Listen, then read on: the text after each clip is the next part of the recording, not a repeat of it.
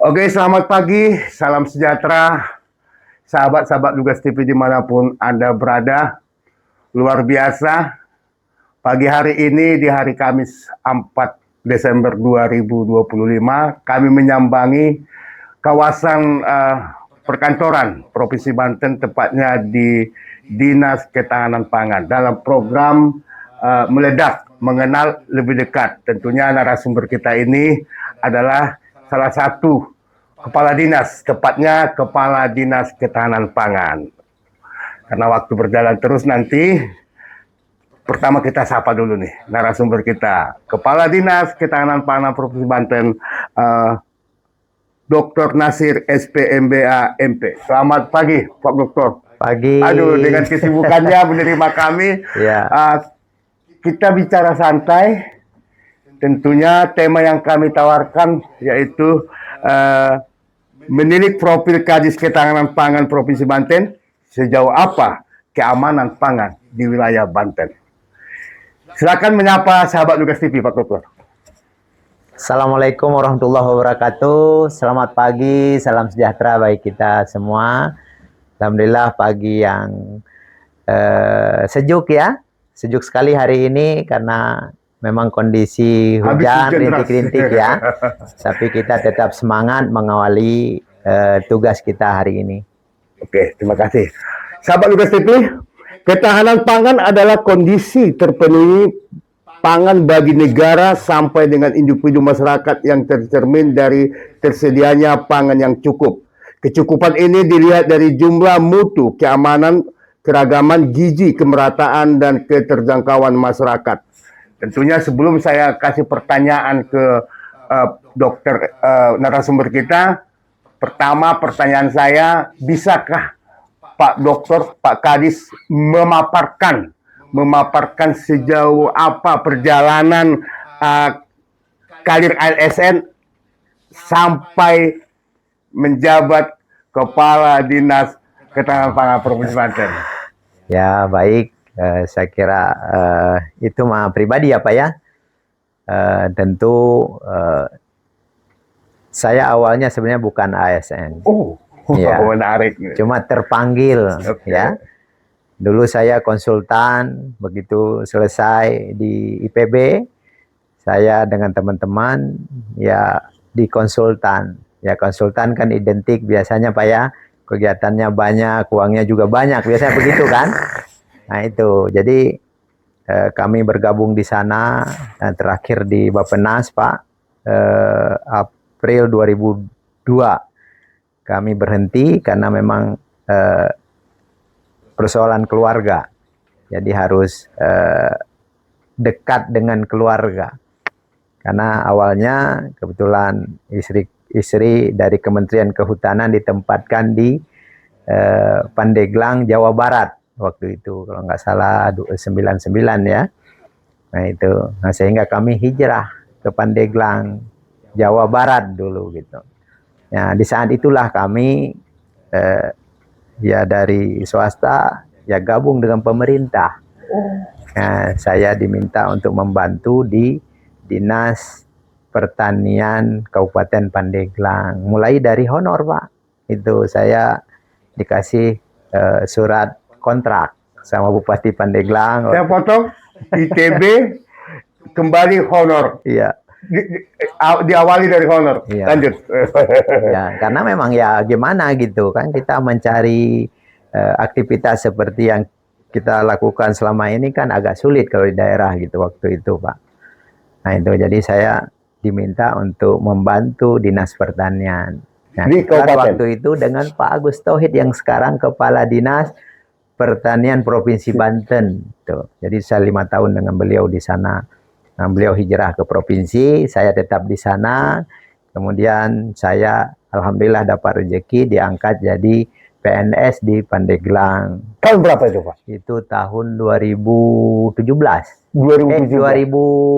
2007. Ya. Artinya 18 tahun yang lalu. Ya, oke, 2007 siap. Pak. Nah itu saya jadi pelaksana, jadi kasih, kemudian jadi kabid di Dinas Pertanian. Kemudian jadi saya hijrah sebentar ke perikanan, dinas perikanan, karena di Pandeglang itu untuk jadi kadis harus minimal dua OPD, OPD, ya, ya. di eselon 3. Jadi saya pindah ke sana jadi sekretaris selama 7 bulan. Nah, kemudian saya diberikan amanah untuk menjadi kadis dinas pertanian. Kabupaten Pandeglang. Ya, Tepatnya dan tahun ketahanan berapa pangan. itu Pak Kadis? Itu 2021 kalau nggak salah. 2021 Kepala Dinas Ya. Pertanian di Ya. Kabupaten Pandeglang. Ya, Dan 2025. ya, sempat jadi PLT di perikanan, kepala Oke. dinas perikanan, sempat juga jadi PLT camat Cibaliung. Jadi saya juga ngerasain juga jadi camat, Pak. Walaupun PLT. Iya, ya walaupun PLT. Jadi memang ya kondisi seperti itu. Sehingga ya kemarin 3 November 2025 ya saya diberikan amanah oleh Pak Gubernur, Pak Wakil Gubernur untuk menjadi Kepala Dinas Ketahanan Pangan Provinsi Banten. Oh, luar biasa. Ya. Sahabat juga sedih berangkat dari honor. Bisa menjabat saat ini posisi Kepala Dinas Ketahanan Pangan Provinsi Banten. Tadi kita sudah mendengarkan bagaimana perjalanannya, tapi ini sebagai amanah yang harus diemban. Baru 1 bulan menjadi Kepala Dinas Ketahanan Pangan Provinsi Banten. Tentunya kita akan bahas apa sih ini, apa fungsi dan tugas daripada ketahanan pangan. Pak Kadis, fungsi ketahanan pangan adalah memastikan setiap orang memiliki akses yang cukup, aman, dan bergizi terhadap makanan yang mendukung kesehatan, produktivitas, dan kesejahteraan masyarakat secara berkelanjutan. Untuk wilayah Banten sendiri, seperti apa ketahanan pangannya, Pak Kadis? Ya, Banten ini kan provinsi besar menurut saya. Kemudian karakteristiknya juga beragam ya. Artinya Banten ini juga sentra produksi, tapi juga sentra industri, sentra jasa. Nah itu jadi saling melengkapi. Nah, bicara ketahanan pangan, Banten ini wilayah produksi atau produsennya hanya 4 kabupaten kota ya. Ya, yang pertama Pandeglang, kemudian Lebak, kemudian Kabupaten Serang, kemudian Kabupaten Tangerang. Nah, 4 kabupaten yang lain ini adalah kabupaten-kabupaten yang memang minus produksi, ya. Nah, oleh karenanya memang lahan juga semakin sempit, ya. Ya kita tahu seperti Tangerang Selatan bahkan sudah tidak ada sawah. Makanya dia dalam kebijakan pupuk bersubsidi juga sudah tidak ada alokasi pupuk subsidi untuk Tangerang Selatan. Jadi karena tidak ada sawah, tidak bisa produksi, tapi di satu sisi jumlah penduduknya semakin padat ya, semakin banyak, dan tentu ini membutuhkan pangan yang cukup.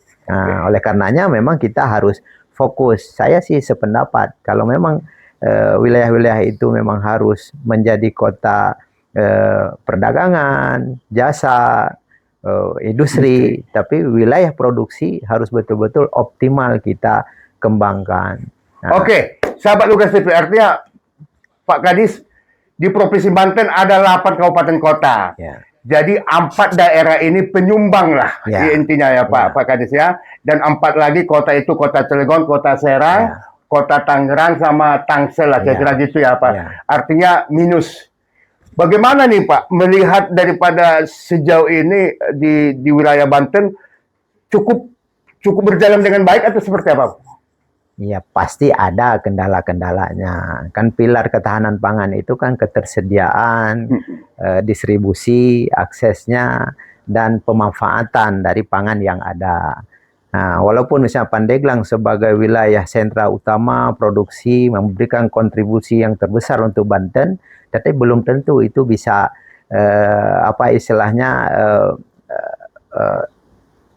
pangan-pangan itu bisa didistribusikan secara cepat, secara adil ke wilayah-wilayah yang minus tadi. Nah, ini kan karakteristik Pandeglang juga sebagai wilayah yang masih bergelut untuk pemenuhan infrastruktur dasar, jalan ya. Kita kan tahu bahwa jalan usaha tani dan lain-lain ini kan membuat memang sulit untuk terkendala salah satunya ya. itu. Makanya Provinsi Banten, Pak Gubernur, Pak Wakil Gubernur kan ini sekarang programnya kan Bang Andra. Nah ini kan salah satu untuk memberikan kelancaran distribusi itu.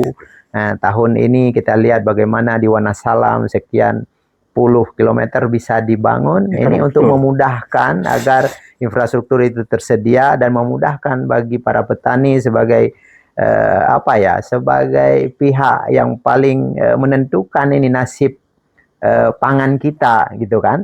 Nah ini jadi kalau mereka terbantu ya mudah-mudahan mereka bersemangat memberikan motivasi sehingga lahan-lahan mereka bisa dioptimalkan untuk memproduksi yang lebih tinggi lagi. Kalau kita lihat produktivitas kan semakin hari kan semakin naik gitu. Walaupun memang beberapa lahan kita terkonversi untuk kebutuhan yang lain. Ya misalnya proyek strategis nasional itu kan sangat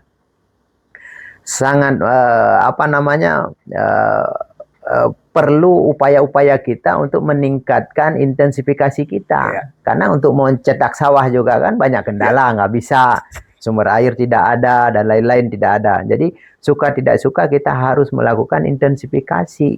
Bagaimana pola budidaya, bagaimana teknologi sehingga produktivitas itu bisa meningkat untuk menutupi lahan-lahan yang terpakai, yang beralih fungsi gitu. Jadi mudah-mudahan itu bisa menjadi kekuatan kita untuk menambah pangan kita ya. Kalau kita lihat memang masih banyak juga pangan-pangan di luar kan. Kalau bicara pangan kan bukan hanya beras, ya kan? Sandang pangan. Apalagi sekarang kebutuhan dapur, MBG dan lain-lain kan ini cukup banyak. Ya itu. Jadi saya kira pasti kita juga harus melakukan langkah-langkah terobosan, kreativitas, inovasi agar pangan kita ini bisa mencukupi, tidak gaduh. Ya kalau gaduh kan ya pasti karena ini kan urusan perut. Yaitu makanya pangan pokok itu ya beras, ya sayur, ya buah, ya telur, ya daging itu kan harus terpenuhi dengan baik. Nah, inilah tugas Dinas Ketahanan Pangan Provinsi Banten untuk melakukan koordinasi sehingga sentra-sentra produksi yang itu kita fokus untuk melakukan pemberdayaan dan sekarang kan tidak saja pengembangan kawasan, tanda kutip pengembangan kawasan itu oleh Dinas Pertanian, ya mungkin kampung cabai, kampung bawang, ya kawasan padi dan lain-lain. Nah itu ranahnya dinas itu. Tapi kita sekarang di Ketahanan Pangan juga melakukan pemberdayakan untuk membantu ketersediaan pangan yang cukup melalui Pompes, KWT, mungkin ada yang disebut dengan pangan lestari dan lain-lain. Ini kita coba semua kita bangunkan, gerakkan. Ya setidaknya kalau dia tidak bisa memberikan untuk kebutuhan pasar, setidaknya untuk kebutuhan sendiri. Pompes itu sangat banyak di Banten. Dan saya yakin mereka punya lahan walaupun sempit untuk memproduksi hasil pertanian yang memang notabene tiap hari mereka butuhkan untuk pangan mereka. Pondok pesantren. Iya, pondok pesantren cukup banyak Pak. Makanya sekarang ada B2SA goes to Pompes. Nah itu kita undang pimpinan-pimpinan pondok pesantren yang memiliki lahan, kemudian kita support, kita fasilitasi benih, bibit yang tersedia. Setidaknya mereka dalam beberapa hari itu bisa panen, tidak perlu lagi ke pasar. Nah, kalau kita lihat sekarang itu banyak pondok pesantren mobilnya tertulis Pompes ini gitu, pagi-pagi sudah di pasar. Semua kebutuhan dibeli. Nah sekarang bagaimana caranya mereka terberdaya? Untuk pangan, untuk horti, untuk buah, untuk protein hewanin, telur, daging ayam, kan mereka bisa kelola. Itu yang kita nanti akan fasilitasi sehingga ini menjadi ketahanan pangan. Sudah dimulai. Nah itu sudah dimulai. Ini kan kita sebenarnya mereplikasi beberapa kegiatan nasional, Bappenas yang sudah memulai, yang termasuk tadi makanan itu harus beragam, bergizi, seimbang dan aman. Nah itu ini juga kita masuk ke sekolah-sekolah. Ini adalah replikasi memang dari program nasional dan ini ya cukup bagus sehingga tadi hal-hal yang selama ini kita perjuangkan seperti bagaimana kita menurunkan angka stunting. Nah ini kan secara nasional juga masih sangat tinggi di atas 30%. Banten kalau kita 26,6%. Ini kan harapan kita dalam waktu cepat kita tekan di bawah 20%. Nah ini yang memang harus kita lakukan langkah-langkah yang kreatif, kolaboratif. Nggak mungkin oleh satu dinas gitu. Oke Pak Kadis, menarik sangat. Ya. Presiden Prabowo sangat konsen terkait ketahanan pangan. Ya. Pengalaman Pak Kadis semasa di Kabupaten Pandeglang, yaitu di Dinas Pertanian tentunya, ada gebrakan Pak Presiden ini yang dari gabah menjadi beras. Ya. Apa yang dialami, boleh dicerita Pak Kadis di Kabupaten Pandeglang khusus petani gitu ya kan? Artinya saat ini gabah selama ini menjual gabah. Ya. Padahal kalau memang langsung diproduksi kan harganya lebih. Apa yang dialami Pak Kadis selama di Pandeglang? Ya memang sampai hari ini saya belum mewujudkan ya mimpi sebenarnya. Dari awal saya masuk Pak, saya lihat penggilingan padi kita luar biasa, tapi penggilingan padi kecil. Yang catatan dia hanya menghasilkan beras medium. Nah itu. Nah, sehingga saya waktu begitu saya dilantik jadi kepala dinas bersama Pak Asda 3, saya ajak ke Cipinang. Ya, karena di sana ada namanya food station Pak. Itu 2015 DKI membangun, padahal kita tahu bahwa DKI itu tidak punya sawah. Ya kan? Tidak punya sawah Pak, tapi dia berani ya membangun infrastruktur teknologi pengolahan beras yang sangat luar biasa. Nah, itu saya lihat. Itu 2015 itu hanya 7,5 miliar. Mereka itu mesin Vietnam, Pak. Nah, itu dia bangun gudangnya, dia itu berjalan sampai sekarang kan jadi Maklon Nusantara. Ya kan, berbagai beras dihasilkan di situ. Nah, itulah dari situ saya mimpi, saya pingin dari awal 23 tahun lebih saya di Dinas Pandeglang, Pak. Belum mewujud. Waktu Pak Gub sebelumnya, Pak Wahidin juga kita udah sampaikan sudah. Nah ini kan embrio pembangunan ABM waktu itu. Nah, cuma kan dalam perjalanan ini sampai hari ini ABM belum fokus gitu ya. Seperti apa yang kita inginkan dari awal. Seharusnya ada rice center, pusat processing beras di sentra. Saya pingin misalnya di Pandeglang, di Cikesik itu hampir 6.000 hektar sawah kita yang memang tiap tahun 3 musim bisa berproduksi. Ya, satu musim itu Pandeglang, ini salah satu saya bilang, Pandeglang itu bisa 250.000 ton gabah kering panen kita, Pak. Saya pastikan itu mungkin 80-90% itu semua keluar. Artinya Pak Kadis berharap di pemerintahan Pak Andra Soni itu terwujud. Ya, kan salah satu cita Bapak Presiden adalah hilirisasi, ya. Di samping tadi swasembada pangan, hilirisasi. Kalau swasembada kita kan sudah swasembada. Banten ini nomor 8 nasional. Ini rilis terakhir BPS kemarin itu kan angka produksi kita naik luar biasa. Jadi kita yang tadinya nomor 9 nasional, nah sekarang kita posisi 8 nasional. Nah, tapi nilai tambah yang saya bilang itu kita belum menikmati. Dengan adanya cita Bapak Presiden Prabowo, hilirisasi ini menjadi kekuatan. Mudah-mudahan Pak Gub dan Pak Wagub ini bisa memposisikan minimal 1 titik kita lakukan uji coba, kemudian harkat martabat kita terlihat. Kan tadi saya bilang 250.000 ton Pandeglang itu setiap musim panen, Pak. Begitu habis gebot, begitu habis komben, itu langsung naik ke darat, truk sudah ada Pak, langsung Pak ke Kerawang, ke Wilmar sekarang gitu ya. Yaitu petani kita hampir 4 bulan nunggunya itu hanya menikmati 6.500 HPP yang diberikan oleh 4 bulan. Ya, sementara cukong beras itu saya kira tidak seminggu. Iya, kurang lebih seminggu lah. Ya, dari lokasi produksi ke wilayah mereka mungkin 3-4 jam. Ya. Kemudian naik dryer 7-8 jam, besoknya diolah, dikemas, di label, bawa lagi ke kita dengan labelnya mereka, harganya bisa Dua kali 14.000, lipat daripada dua petani. kali lipat. Padahal petani tadi nunggu Nah, 4 bulan. Ini yang Wah. saya Ini pingin mau diputus ya Pak ya? kita putuskan. Mudah-mudahan Pak itu. Nanti hasil olahan beras itu kita posisikan kepada para ASN. Oke. Yang pertama itu. Biar mereka juga tahu bagaimana para jerih payahnya petani menghasilkan pangan.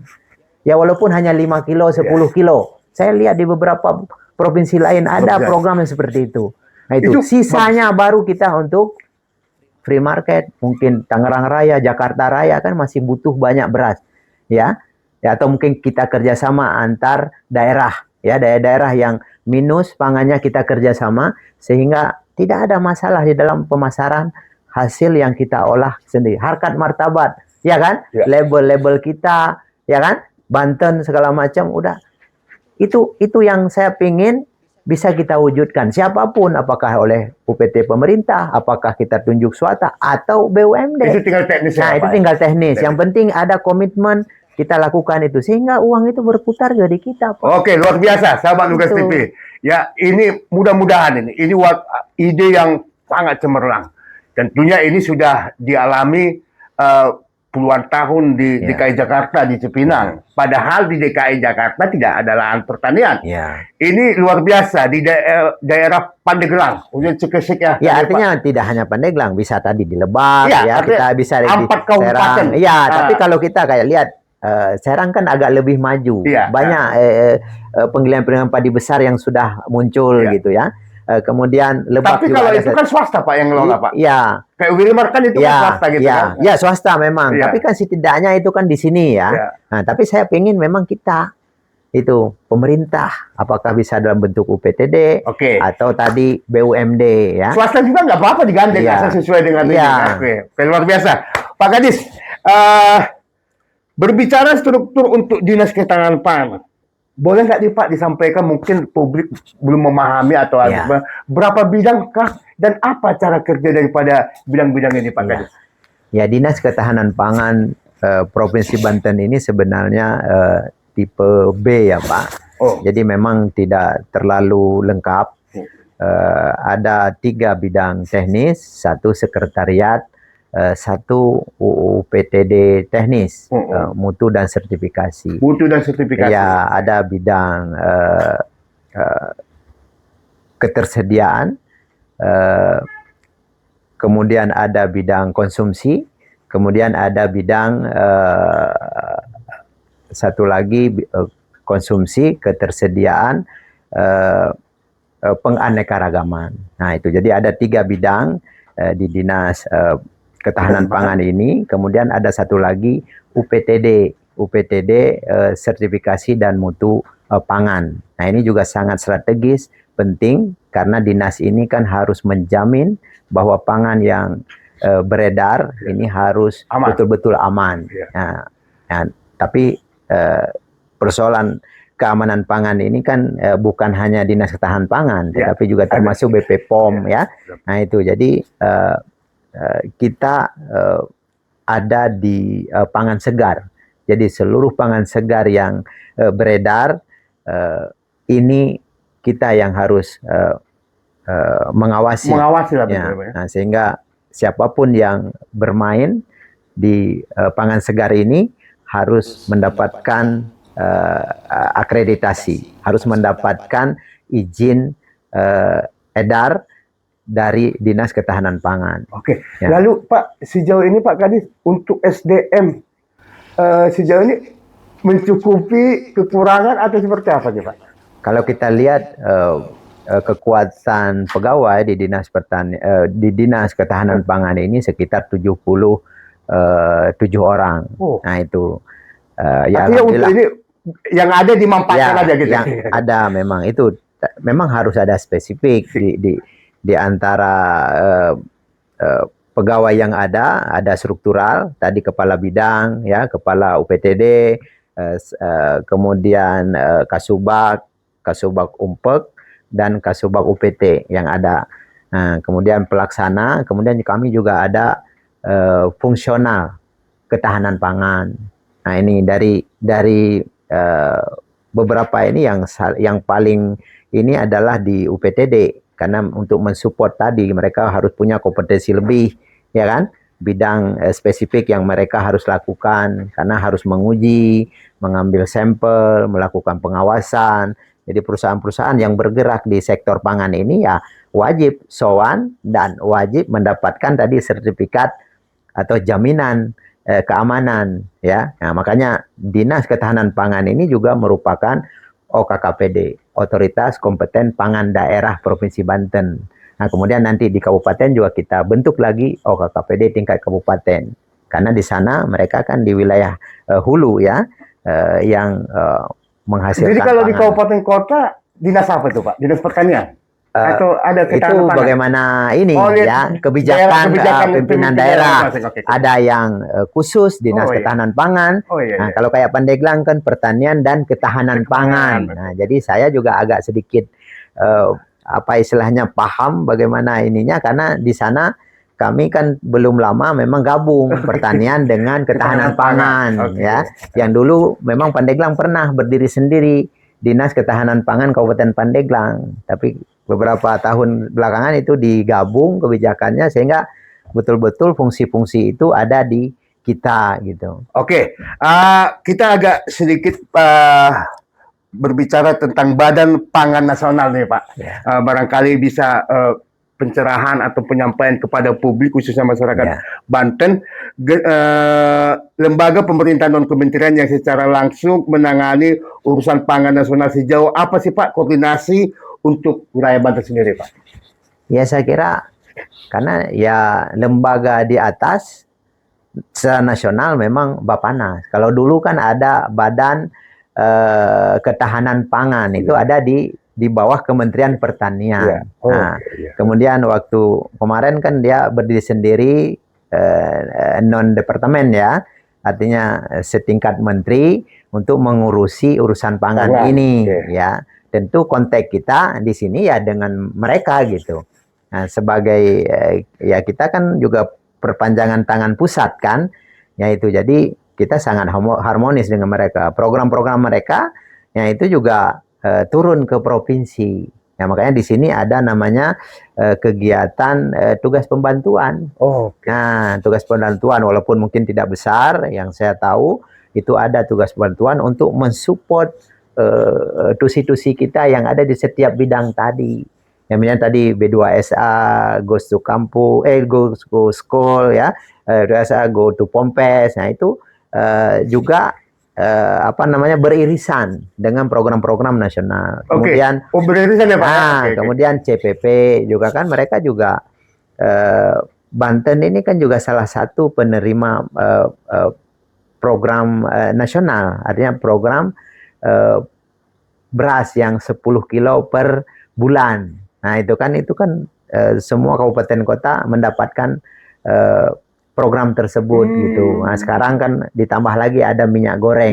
Nah, 2 bulan terakhir ini kan itu beras 10 program kilo dari nasional. Nah, itu yang ya kita juga mengawali program tersebut. Kalau program daripada Dinas Ketahanan Pangan sendiri, kira-kira ada nggak ya Pak Kadis? Karena Pak Kadis masih 1 bulan. Ada nggak ya Pak? Saya sudah lihat ya kegiatan-kegiatan sekarang, program tadi bagaimana kita mengintervensi hasil kajian SKPG, ya, sistem kerawanan pangan dan gizi. Nah, ini kan setiap bulan dilakukan pengajian sehingga kita harus melakukan intervensi. Kan kita tidak ingin di daerah kita yang tidak tahan pangan atau rawan pangan.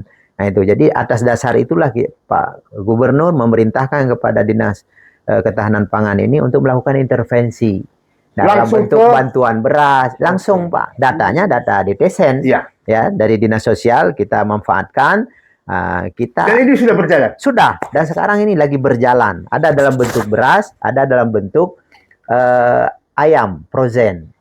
Nah, ini langkah konkret yang memang untuk menjaga agar ketahanan pangan kita terjaga. Ya, alhamdulillah memang ya kita lumayan provinsi yang lumayan bagus gitu ya. Ya, yang kita lihat angka-angka yang ada. Nah, kemudian kita juga menyusun peta kerentanan kerawanan pangan Provinsi Banten. Dan kita juga memerintahkan semua kabupaten kota melakukan penyusunan. Ada duit, tidak ada duit, tetap harus ada data itu sebagai acuan kita untuk melakukan intervensi. Nah, di luar itu juga Pak Gubernur juga sangat memperhatikan yang berasal dari bottom up. Kalau ada kebencanaan, kalau ada hal-hal lain yang terjadi yang mengganggu aktivitas masyarakat, ya pasti ujungnya kan mengganggu pangan yang mereka butuhkan. Makanya dalam 2 minggu ini kita fokus melakukan penyaluran cadangan pangan provinsi untuk nelayan-nelayan yang gagal melaut karena cuaca. Ya. Nah, ini ada 3 kabupaten, ya, Serang, kemudian Lebak, dan Pandeglang. Nah, ini karena mereka punya nelayan yang cukup banyak, ya kita menerima permohonan mereka, ya kita kaji, kita identifikasi, kita turunkan dalam waktu yang cepat. Kemarin terakhir kita ke Pulau Tunda. Pulau Tunda? Ya, saya juga ke sana, ke Pulau Tunda, naik kapal ke sana, ada 400 artinya baru 1 bulan kakak. Pak Kadis sudah langsung terjun ke lapangan. Ke semua. Jadi kita nggak ada ini, hari Minggu pun, kemarin Minggu ke Malimping, Pak. Kita bagikan di sana, di Malimping, yaitu lumayan, yang paling banyak memang Pandeglang. Ya, karena garis pantainya juga cukup banyak, nelayan juga cukup banyak. Nah, ini kita sudah lakukan. Insya Allah besok juga kita lakukan seremonial di Teluk. Nah, itu kita ingin melihat monitoring penyaluran seperti apa. Transporternya kan dari PT Pos, Pak. Nah, itu jadi tidak boleh ada kesalahan gitu. Jadi sesuai dengan usulan, ya ini kita bagikan. Setidaknya ini meringankan beban mereka. Ya, mudah-mudahan cuaca juga membaik, mereka bisa melaut, mendapat pendapatan dan bisa membeli kebutuhan pangan sesuai yang mereka. Oke, Pak Kadis, mungkin ini 2 pertanyaan lagi, Pak Kadis, yang pesan atau harapan untuk generasi muda mengenai pentingnya pemahaman dan kesadaran mengenai pangan untuk terciptanya Indonesia Emas 2045. Ya, ini tantangan kita memang itu, memenuhi pangan B2SA, ya, beragam, bergizi, seimbang dan aman. Nah, ini kita pahami, makanya kenapa kita masuk ke sekolah-sekolah ini untuk memberikan edukasi, pemahaman kepada mereka bahwa begitu penting makanan yang dikonsumsi itu harus beragam, bergizi, seimbang dan aman. Nah, ini kan data yang ada kita memang konsumsi anak-anak kita ini masih belum berimbang. Nah, itu bagaimana ya kan, mungkin banyak karbohidratnya, ya, kemudian kurang protein hewaninnya, mungkin yang lain-lain ini adalah tugas kita, sehingga para pendidik yang ada di sekolah-sekolah juga itu memahami, bisa meramu, membuat menu yang seimbang. Ya, kadang-kadang kan potensi lokal kita sebenarnya banyak, tapi kita tidak bisa mengolah, tidak punya keterampilan dan lain-lain, sehingga ini menjadi tantangan. Sehingga anak-anak yang selama ini tidak begitu beragam makannya, ini bisa kita suguhkan dengan berbagai kreativitas, sehingga mereka mau. Padahal itu misalnya pangan lokal kita, mungkin ubi jalar, ya kan, singkong, mungkin yang lain-lain, itu yang sekarang masif kita lakukan. Yang kedua, kita juga ingin anak-anak muda kita, milenial kita, harus mau turun untuk menghasilkan pangan. Makanya kita juga masuk ke pesantren-pesantren, agar mereka tidak saja mengaji, tetapi juga membantu pemerintah menghasilkan pangan di lingkungan mereka. Dan ini sudah dilakukan. Dan itu insya Allah sudah dilakukan. Pak Kadis, nanti tim kita menunjukkan beberapa foto. Mungkin singkat Pak Kadis melihat sosok ini, apa pendapat Pak Kadis? Yang pertama. Wah, itu Menko Pangan kita. Ya, bos kita di nasional, banyak program beliau, termasuk rencana akan membangun 100 titik gudang dan RMU modern. Saya kalau mungkin bisa, saya sudah ingatkan, ini salah satu. Dalam rakor nasional, dalam rakor di tingkat provinsi beliau hadir. Kami dengan waktu di Pandeglang saya sudah ketemu dengan beliau, saya bilang, kami mohon, ya kalau beliau bisa ngasih, berarti kan provinsi tidak perlu. Nah, itu yang berikutnya. Wah, itu apalagi bos saya udah berapa puluh tahun itu mah. Jadi saya pernah kata beliau itu udah masuk neraka saja kalau tidak bisa meningkatkan produksi di Waktu apa dia di, jadi di Menteri Pertanian. ya sampai Oke. sekarang termasuk kan ketahanan pangan Iya, Bapak iya, Nas Bapak sekarang banyak. beliau bosnya. Iya, iya. Jadi saya ketemu lagi gitu ya. Tapi beliau sangat luar biasa komitmennya, integritasnya untuk pangan Indonesia. Dan kita sudah buktikan bahwa sekarang kita swasembada. 4 juta ton yang beliau targetkan sudah tercapai. Wow, luar biasa nih. Ya, tentu Pak ini kan Anda. bukan hanya kita, tapi kolaborasi semua TNI, polisi, saya kira kejaksaan ini semua diberikan beban. Oke. Yang dulu kan bebannya saya pernah tahun 2017 beliau datang ke Pandeglang, kita bawa ke salah satu perkebunan itu lahannya luas langsung 100.000 hektar kembangkan jagung. Wow. Luar biasa waktu itu di Mekarjaya beliau hadir gitu. Tapi kan kita juga perlu ya fokus ya, identifikasi lahan dan lain-lain sehingga kita hanya bisa mengeksekusi 46.000 Oke. dengan berbagai persoalan sebenarnya karena kita kan sebagai pemain baru. Iya kan? Siap. Kalau orang lain bisa Jawa Timur, Lampung segala macam, mereka memang sudah pemain Iya. di jagung gitu ya. Tetapi setidaknya sekarang banyak petani-petani kita yang sudah merasakan manisnya jagung. Tidak perlu dibantu, mereka tetap menanam jagung.